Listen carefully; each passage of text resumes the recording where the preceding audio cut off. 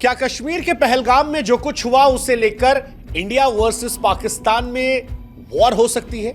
अगर भारत और पाकिस्तान में युद्ध होता है तो कौन जीतेगा? क्या पाकिस्तान के पास इतना पैसा है कि वो भारत से लंबा युद्ध लड़ सकता है? पाकिस्तान जिस एटम बम के दम पर बार बार धमकियां देता है, क्या वो भारत को वाकई में परेशान कर सकती है?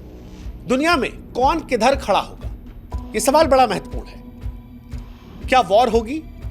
क्योंकि सोशल मीडिया पर जुबानी मिसाइलें खूब चल रही हैं। इंडिया से लेकर पाकिस्तान तक फिलहाल न्यूज़रूम जो है वो युद्ध के अखाड़े बन गए हैं। माहौल बिल्कुल बना है कि इंडिया पाकिस्तान में वॉर होने वाली है, कभी भी हो सकती है। दोनों देश के नेता जो है एक दूसरे के खिलाफ खुलकर बोल रहे हैं। लेकिन सवाल यह है कि क्या वाकई में कश्मीर को लेकर यह वॉर हो सकती है? जिस तरह से भारत ने पहलगाम पर आतंकवादी हमला हुआ उसके बाद झेलम को लेकर एक बड़ा फैसला किया, ऐसा लग रहा है कि पाकिस्तान उसे झेल नहीं पा रहा। पाकिस्तान से बहुत शोर आ रहा है। पाकिस्तान खुलकर भारत को धमकियां दे रहा है कि अगर पानी रोका तो यह वॉर की तरफ पहला कदम होगा। पाकिस्तान धमकी दे रहा है कि हम पानी रोकने पर हिंदुस्तान की जबान खींच लेंगे, सांसें बंद कर देंगे, कश्मीर के दरियाओं में खून बहा देंगे। बिलावल भुट्टो तो और आगे बढ़कर कह रहे हैं कि सिंधु दरिया हमारा है, या तो हमारा पानी बहेगा या खून बहेगा।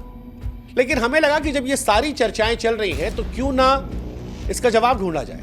हालांकि अगर दिल पर हाथ रखें तो हिंदुस्तान से लेकर पाकिस्तान और सारी दुनिया को इस सवाल का जवाब पता है कि अगर भारत और पाकिस्तान में युद्ध होता है तो इस युद्ध का नतीजा क्या होगा। लेकिन फिर भी हमें लगा कि भावनाओं से आगे बढ़ के एक रियलिटी चेक करते हैं। बकैती करने की जगह, ज्ञान देने की जगह, टीवी पर जो वो हो हल्ला शोरबाजी होती है उसकी जगह असलियत देख लें। और असलियत की शुरुआत पैसे से होती है, क्योंकि सारा खेल पैसे का है।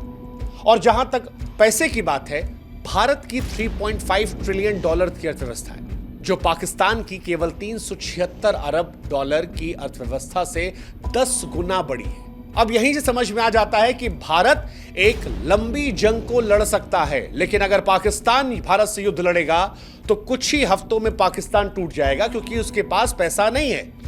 और ये इमोशंस पर हम नहीं कह रहे, ये भारत और पाकिस्तान की अर्थव्यवस्था के आंकड़े बताकर कह रहे हैं।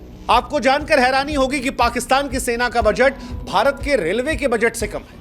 अगर सैनिकों की बात की जाए, भारत के पास 14.5 लाख सक्रिय सैनिक हैं, जो दुनिया की चौथी सबसे बड़ी सेना है। जबकि पाकिस्तान की बात करेंगे तो 6.5 लाख सैनिक हैं। भारत का रक्षा बजट जो है वो 80 अरब डॉलर के आसपास है, जबकि पाकिस्तान का रक्षा बजट जो है वो 7-8 अरब डॉलर के आसपास है, यानी भारत से 10 गुना कम। और उसमें भी जो पैसा है वो IMF, चाइना की उधारी, उनके अनुदानों के सहारे है।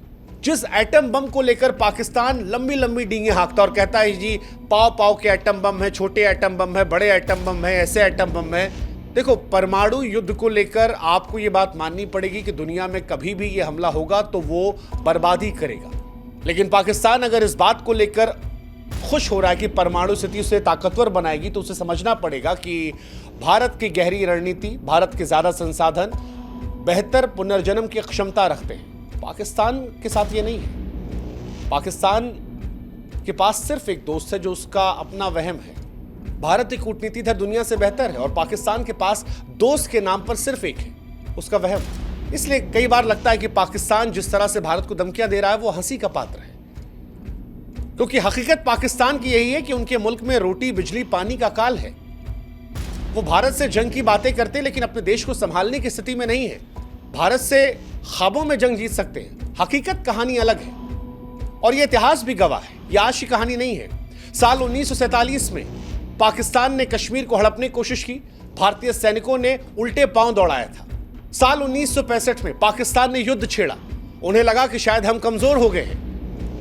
लाल बहादुर शास्त्री साहब ने उस वक्त लाहौर की दहलीज पर ले जाकर तिरंगा फहराया था, हवा टाइट कर दी थी।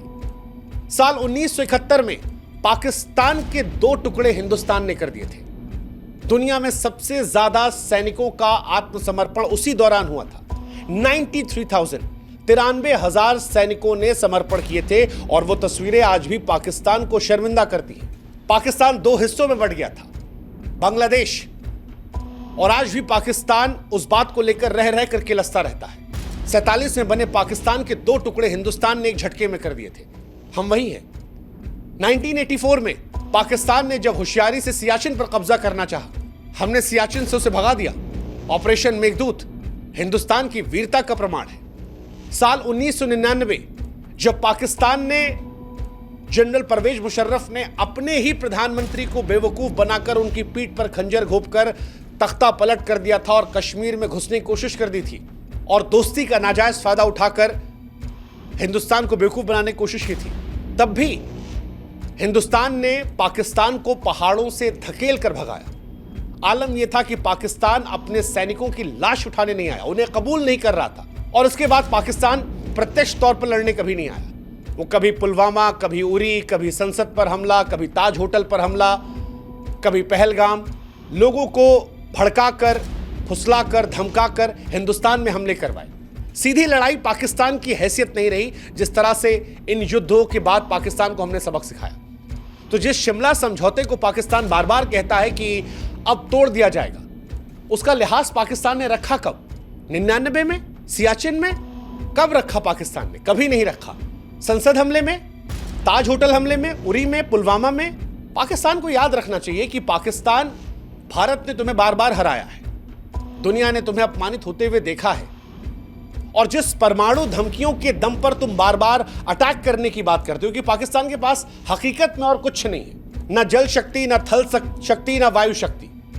तीनों शक्तियों में हिंदुस्तान के आसपास भी पाकिस्तान नहीं फटकता।